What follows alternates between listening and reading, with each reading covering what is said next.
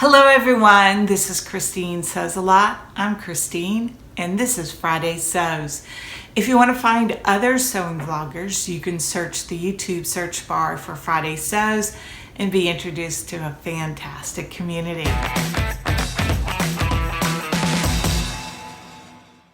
I did not get a lot of sewing done this week. Charlie and I were only home for 3 days. One day I did devote to sewing the Evelyn skirt, and I sewed it in this beautiful rifle paper fabric, cornflower blue. And you may recognize this fabric if you follow me. I recently sewed the Hysope blouse by Dero Doe Patterns in this fabric, and I think that the combination of the Hysope blouse and the Evelyn skirt is pretty magical. They look like they are made for each other. Now, Emma from Sew Do It Emma and I did a collab for the Hysope blouse, and I will link the video above and below if you've not seen it.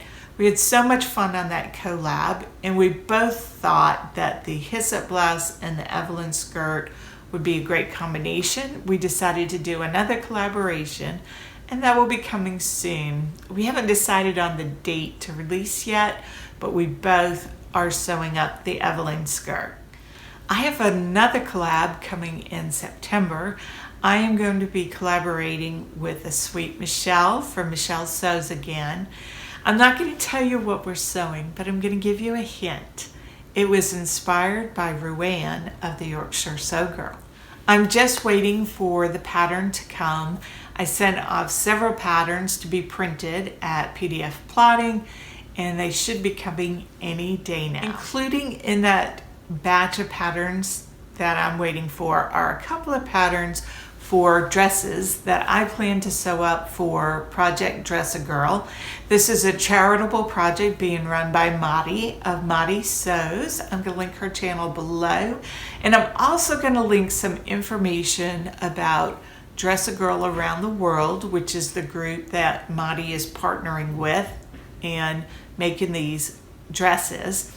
Last year, her first year of the project, there were nearly 1,000 dresses donated by sewers all over the world. This year, I think she's probably going to blow that number out of the water. So I'm going to do my part. I've got some dress patterns coming from the printer.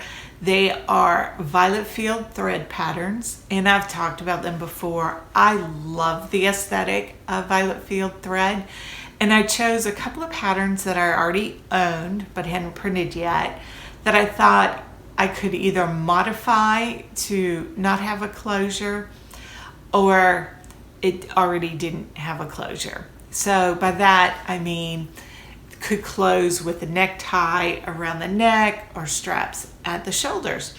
So I've got those coming, and while we're talking about Violette Field Threads, they're having their anniversary sale for the next 72 hours, and I'm going to link their information below. Now, I have no affiliation. I'm just a big fan of their patterns. I believe the doll patterns are $2, baby and tween patterns are $3, girl patterns are $5, and I think the misses are either $5 or $7, but I'll link the information below. I will note when it comes to the women's patterns, it's not very size inclusive. It only goes up to a size US 20. I got some happy mail and I wanted to share with you. I won a prize. I entered the T-shirts for summer 2022 run on Sew Joey. I will link Joe's channel below, and I am so thrilled with my prize. This is something I would not have bought myself, but now that I have it, I want it, and I'm so grateful for it.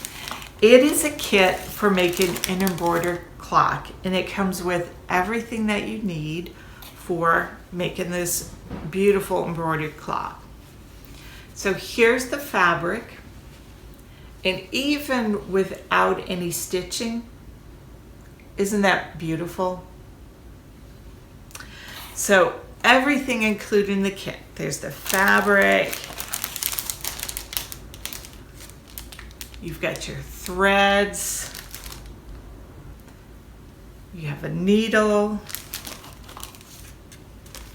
You have your mechanism and the clockworks. Even comes with a battery, the hoop,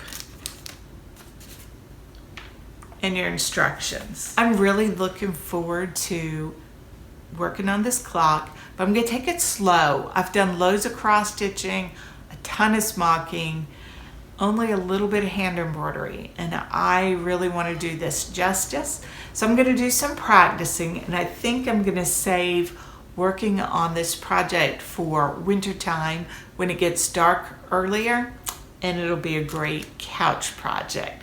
So thanks again, Jo, and check out So Joey. I'll link her channel below. I took some time over the last couple of days to straighten up my sewing room.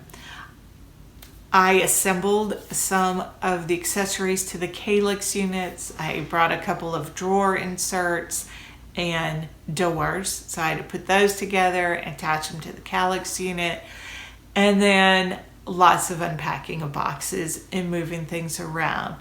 Now, I am nowhere near close to settled in, but I am miles better in organization. So as I get a little more settled in, I'm going to give a little sewing room tour, not because I think I have the fantastic setup, because I could use a little bit of help.